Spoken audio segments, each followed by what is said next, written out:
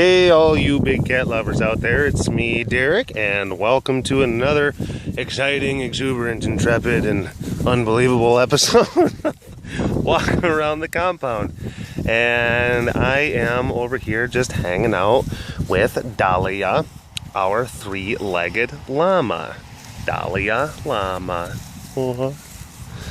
And I can't seem to get a good wide shot so you can get a good look at her, because she just wants to come up and say hello, and she's being frisky, and she is sitting there kind of shaking her head around, and she's dancing a little bit. She's doing all fun stuff like that. Dolly. Meow. Meow. Look at you. You are the most adorable and simultaneously goofy thing.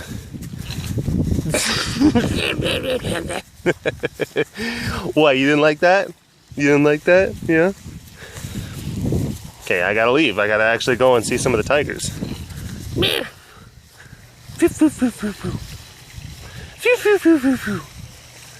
Alright. It's my backyard. And she's like, no, don't leave me. I gotta go. I gotta go inside the compound and see some of the kitty cats. You can't go. Because you would be missing more than just legs. Or a leg, I guess I should say.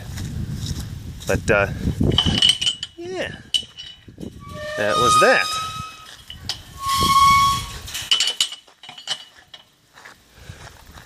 Hi, Ellie. Hello. How are you? Alrighty. Oh, well, there's Mr. Peaser right here. The star. He's bashful. He's like, oh, shucks. The star of last edition of the Walk Around the Compound webcast. And I decided to start this one. I was thinking I had to wait a little bit later. There's that conundrum that you have to deal with where you either have like the temperature is too high, or you don't have enough light, because a lot of times you have to wait for the sun to kind of go down. But there's a little bit of a breeze, and I don't know, sometimes it's a weird thing. I felt like it was cooler the other day. I talk about temperature a lot, but it's such an important thing. It really is to their overall demeanor. Hi, that's Jake. Jake. Just kind of hanging out. And it really does affect the dynamic of the facility. When you have all of these cats that are congregated. Oh, hold on one second. Cassie, can you say hi? Yeah, you can. There were so many people who are commenting, this is like, Derek, you didn't show Cassie like 2 weeks in a row. Like, I'm so upset at you. I hate you so much right now. But there's Cassie. It's the mandatory, compulsory Cassie. Hi. It's not like you don't get enough attention, because you are starved for it. You love attention. When we do tours in the compound and we walk around the round pen here, and people come around and then they talk about Cassie, no Cassie, fun times Cassie, and then they'll move to, you know, talk about Ace, or they want to talk about Danya over here. Well, then Cassie, what she'll do, she'll start knocking like balls and buckets around, and she'll start jumping up on platforms and going meow, meow, meow, meow, meow, meow, meow, to get people's attention so that they look back at her. Yeah, you sneaky Pete. She keeps on going behind. She's like, you cannot see me. You're crazy. My baby. But, yeah, there's a dynamic in the facility that is affected by so many different things. By, you know, and weather is going to be one of the biggest impactors. Oh, Danya is being sneaky as well. But there's a. Oh, nope, she was sitting in her bucket. Never mind. I couldn't see. There was a bush in front of her head. Don't judge. I'm sure that that editor Derek is going to be making comments on this. I'll just give him time to write something stupid about me. Oh, hello. Yeah? Oh my goodness. Yeah, no. Oh, well, you are adorable. And you have a tummy. It's right there. I had to get an idea of where my finger was going to show up in the camera there. Hi! Look at that belly. Don't you just want to go up to it and just go... He's like, yes, I would like for you to do that too. I would. This here is what I call pointy side up, because the pointy parts of them are facing up.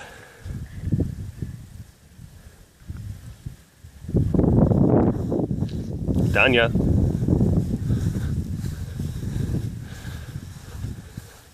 But yeah, there's this kind of this energy that kind of goes through the compound, and it's affected by so many different things.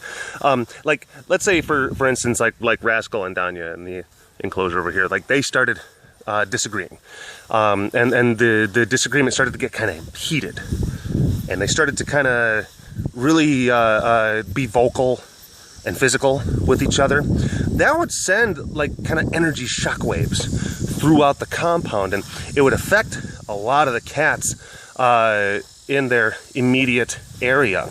That's almost kind of like turning up like the rock music, and all the rest of the cats are like, yeah, come on, get some. Ugh. They kind of have that constant like heavy metal that's like going on in their head, and you can turn the volume up on that heavy metal, because the heavy metal is always there. It's always there. It's always playing. Just and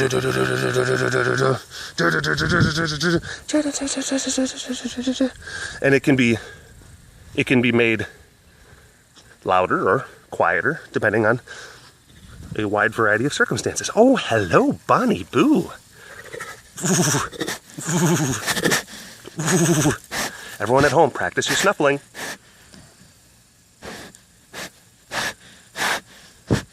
Hi, baby. Well, you're not gonna do it anymore? It makes me look bad. Am I speaking like too weird of a dialect? Is my accent off? Oh, there we go. Much better. Uh-oh. There's the boss. There's the boss of this enclosure. Notice how she bolted? She didn't want to deal with Cranky Pants over here. He decides who gets to come and talk to the different cats, the different denizens of his enclosure. He is the arbiter. He is the decider. Selena.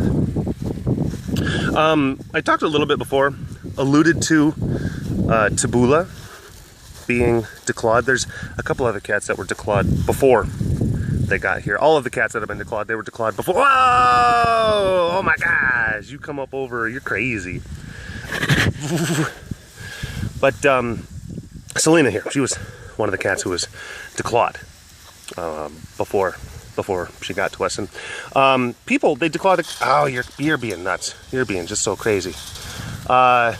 There's playfulness in that action. There is an affection, but then there's also absolutely instinctual, impulsive behavior that's going on. She's like, let's play, and killing is kind of part of the playing, and I can't control it, but yeah, let's play, kill, play, kill. Ha! Kill, play, kill. Kill, play, kill. Yeah, that's basically what that is. But she was declawed. And a lot of people, they do that because they think it makes them safer. They think it makes the cat safer, but the opposite is actually true. It makes them a lot more dangerous. Anyone that works with big cats needs to know the following phrase: claws hurt, teeth kill. If you take away the hurt set of weapons, the only set of weapons that they're going to be using after that is the kill set of weapons. It actually makes them a lot more dangerous to declaw them. Yeah, that's all the time that I got. I actually, you know what? Let's do a two-parter. Let's do a two-parter. Walk around the compound webcast, because I was just getting started, I think. I don't know about you, but I'm ready to do another one. All right, let's go ahead and hit the stop button. Bam.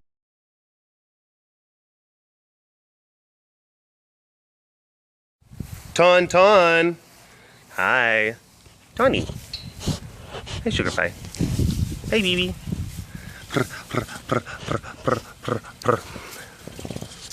Okay, so welcome to part 2. Part 1 ended, like literally, like just a few seconds ago. To you and to me. I just hit the button basically again. But yeah, there's Tawny. Cougar, Puma, Mountain Lion, 3 different names for all the same animal. She was bought on the internet. Well, a lot of people, they get these animals like really just, you know, I don't know really what goes on in their heads. I think that there's a couple different things that'll happen for people. One, they feel like maybe they have a misplaced kinship or a bond with these animals, which you can definitely have great relationships with the animals. You can possess certain attributes as a person that makes you more compatible with the animals, makes them more receptive to you. But, you know, to think, truck. But, you know, like people aren't born with just magical animal midichlorians just circulating throughout their system. You know, it's not how it works. So there's that. Then there's also just the people, they have absolutely no idea what it is that they're getting into when they get these animals as pets. They just simply have no clue. They just don't get, they don't possess any of the know-how that's needed. You know that lions and tigers, they weigh about 2 pounds on the first day that they're born. The first day that they come out of their mama, they weigh 2 pounds. I can hold a baby lion or a baby tiger in the palm of my hand. There you go. On the first day that they're born. And within 2 to 3 years, they get to be this big, with this type of behavior, and with this type of incontrollable, instinctual activity. Little girl saying, "Here, kitty, kitty, kitty." Oh, what do you want? Oh my gosh. Like, you think I don't see you? You're right there. I was like, oh, if I can't get you, I'm gonna get this ball. Oh, sticking ball. But they get really big really quick. They get, oh my gosh, you're being too funny. You're being too frisky, but I wouldn't want to go in there and dance with you because you would put a lot of holes in me. You would put a lot of holes in me. Now, that's another thing, like the cats, you know, they can sometimes be friskier than other times. Like, there's a lot of times she's just coming up to the fence and she's just doing that. She's just rubbing and she's just being really just kind of happy and just kind of nice and low-key. And then there's other times where she's like this, where she's got that whole, I'm going to get you. Ooh, I'm gonna get you kind of thing. She's got that. A lot of the cats, all the cats can have that same, you know, kind of thing that goes on. Yeah, no, the cats, they get really big, really quick, just within a couple years. Within a couple months of even getting a little bitty one, you're talking about an animal that is really powerful, can do a lot of damage, can break bones, can knock over furniture, kill other pets, which that happens, you know, to people that get these animals without the knowledge of the resources. And that's another thing, that these animals, they require a very specific diet, and oftentimes a very expensive diet. Well, not oftentimes, absolutely a very expensive diet. You can't just give them Alpo. You can't just give them Friskies. Tawny here, she actually had an enclosure mate named Roscoe. And Roscoe was a sweetheart. I loved Roscoe so much. Hey, BB. Roscoe was a cougar who was brought in from a truck driver who, you know, was driving cross country in his big rig, who thought it would be really cool to have a cougar riding shotgun with him. So he got Roscoe from wherever you can get those different animals. There was a big booming trade, kind of black market type stuff, under the table type stuff, like in the 80s and 90s. So this guy ended up getting his hands on Roscoe, but had no idea how to take care of Roscoe when he was just a little bitty cub. So he ended up feeding Roscoe this really poor diet of milk and domestic cat food. And Roscoe did not get the nutritional requirements that young big cat cubs need, and therefore he became very ill. As a result of him becoming very ill, he spent almost all of his life completely deaf. Kate! Kate, what are you looking at? What are you looking at over there? Huh? She's looking at something. I don't know what she's looking at. But yeah, Roscoe was completely deaf. Now, Roscoe was an absolute sweetheart. Absolute sweetheart.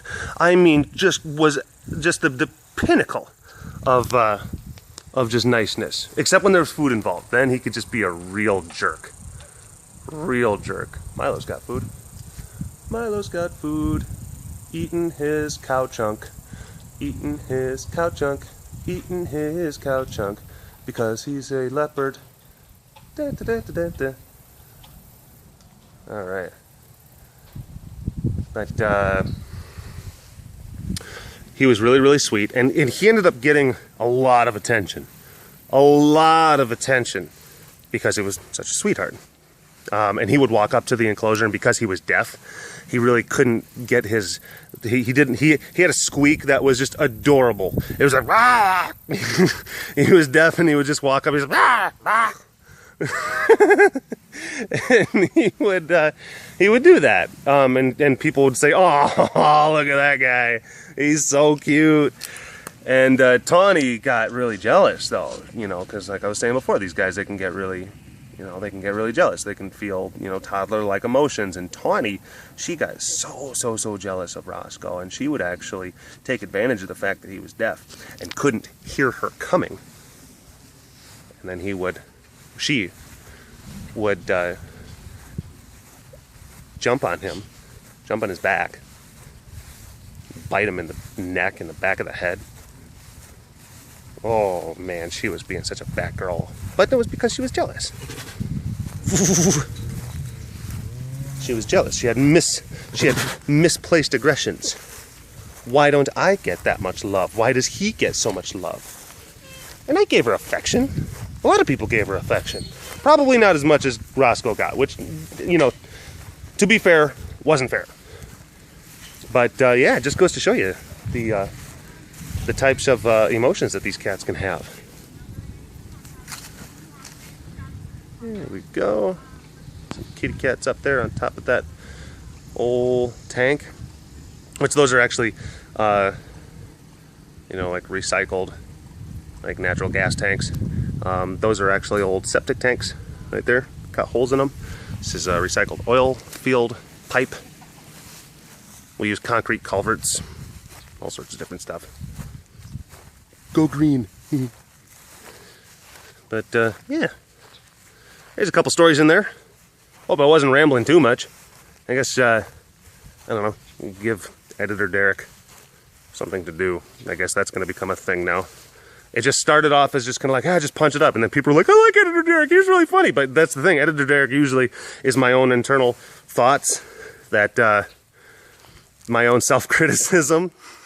Whenever I will, the first time I watch, my movies to edit them and just to put them up online is, the first thing that pops in my head when I say something stupid or there's a pause or I forget to say something, I just say, well, just slap it up there. That'll be Editor Derek. So, there you go. Alright, well, I am going to go back up to the house and get Mr. Arctic and take him down to his enclosure because he's probably done with dinner. And thank you guys and gals out there for watching. Walk Around the Compound webcast. I'm Derek Cron, aka BigCatDerek, on Twitter, Vine, Instagram, YouTube, all those fun things. Take care, y'all. Bye-bye.